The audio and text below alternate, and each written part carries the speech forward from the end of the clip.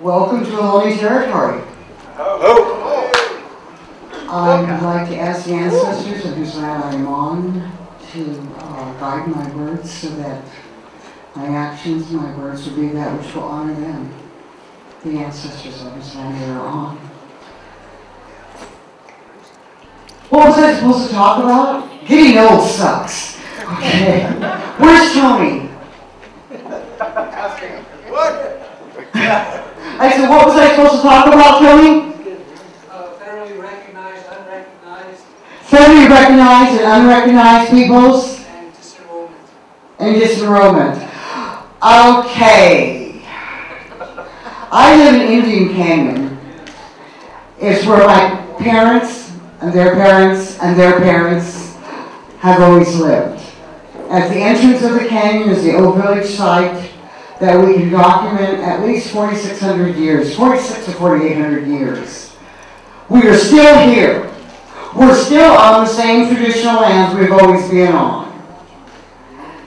And as far as the federal government, because we're not federally recognized as a tribe, we're considered culturally unidentifiable, which is complete, total bullshit. This is not on radio. The last time I said that, I was chastised. If I offended anyone, I'm sorry. But we are still here. We still live in our traditional lands. We still partake in ceremonies. The missionization did quite a job. Every Native person in this entire country can have really, really horrible, horrendous stories. But I will tell you, California Indians, I'm sorry, got the brunt of it all. Where I was born and raised, the adjacent property, I wanted to build a cabin in my great-grandfather's trust allotment. Well, it wasn't in the property that we inherited. It was 300 feet from the boundary.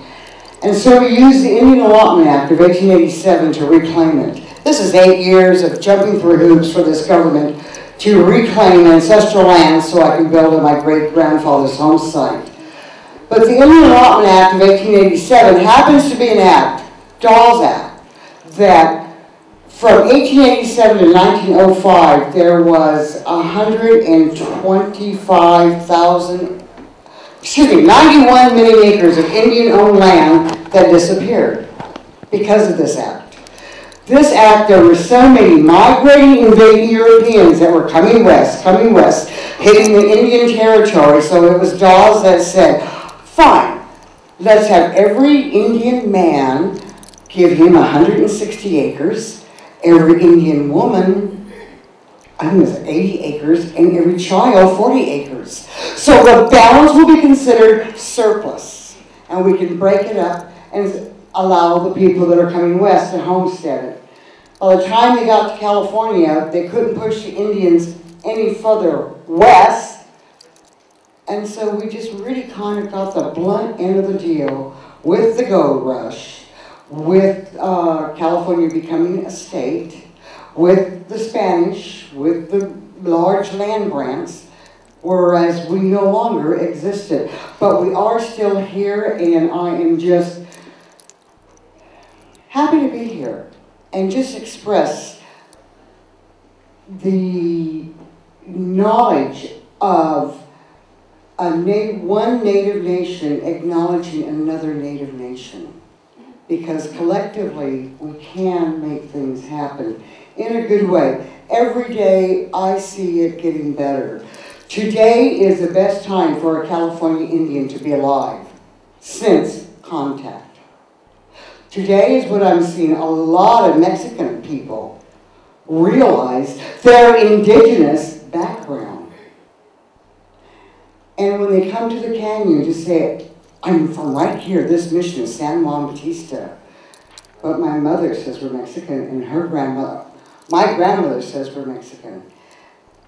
In 1854 alone, this government paid $5 a head, 50 cents a scalp. 1854, in excess of $1.4 million went out. It was called the California Indian Genocide Policy. But they didn't get all of us. and the ancestors, my ancestors, who did survive, and many ancestors have descendants that are Ohlone living here today.